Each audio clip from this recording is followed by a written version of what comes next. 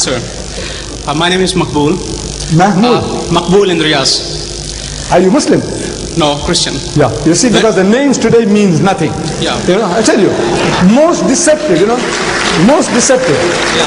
I have come across names, Major Nasir, you think he's a Muslim, and you're talking about a Muslim, but he's a Christian. He is the Adu Allah wa adu akum. The greatest enemy is trying to steal your children, but you think he's your brother. Ahlan wa sahlan. Go ahead. Okay, Makbul in Riyaz. Makbul. Yeah. Sir, when you opened your talk, you opened with derogatory remarks regarding those three gentlemen. A man of your stature, do you think it behoves, what rationale do you have talking about a fellow man like that? Then also... Well, wait. Yeah. You asked a question, one question at a time. Please, if you're going to deliver a lecture, I won't remember what you said. No, you made a comment, let me respond. Then you can make another comment.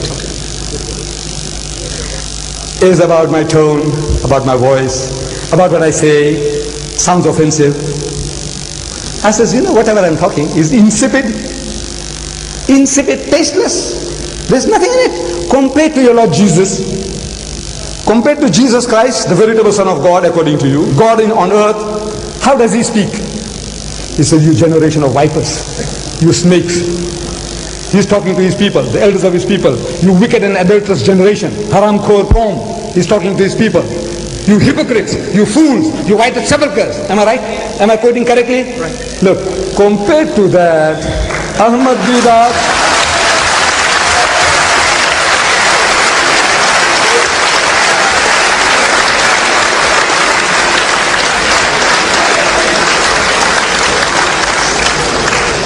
compared to that, I don't know how many marks you're going to give me for virulence. How many compared to Jesus? 0. Right. Next question. Okay, I read in the newspaper the other day, only during this week, somebody called, supposed to be a Muslim scholar, said that St. Paul is Satan. I don't think any Muslim scholar or yourself would call anybody, any man from any religion whom we honor or they honor as one of the saints or as one of the apostles. You build Now, mosques. shall I answer that? Look, some Muslim scholar. I am not doubting your veracity.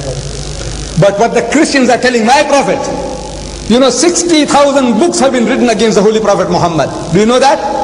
60,000. Let me read it to you. This is your publication. This is your publication. This is your publication. Listen. Look. This is Mother Basilia Schilling. This woman is writing, Christian woman. Allah or the God of the Bible, what is the truth? This is your Christian publication.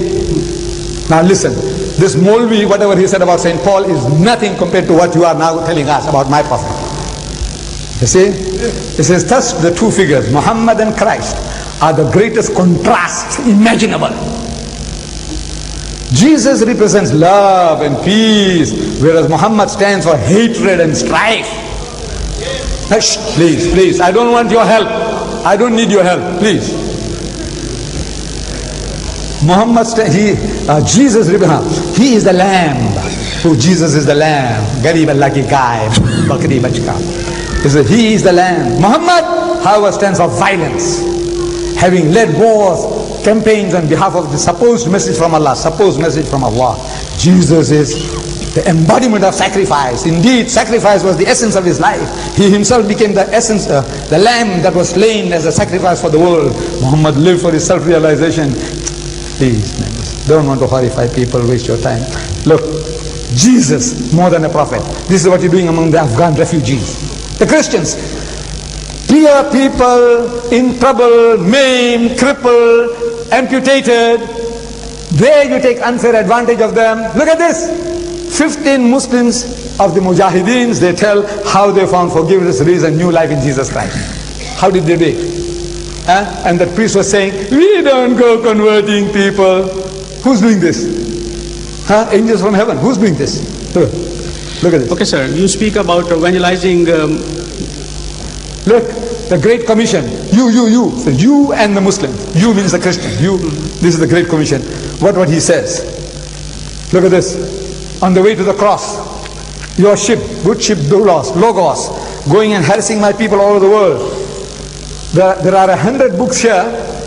What you are doing to us, what we have done is, God, what is my witness, is really nothing, is insipid.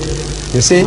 So now you are behaving like a virgin, a little girl, you know, like a little girl who has been unjustly treated somehow. When the Christian, what have you done? What did you do to the people in the Philippines? What do you do to my people all over the world? And you are talking like lambs. You know, I said, look, we mean no harm. You conquered the whole of Africa. You conquered my nation here, this subcontinent, and you enslaved us for 150 years. No? You Christians, no?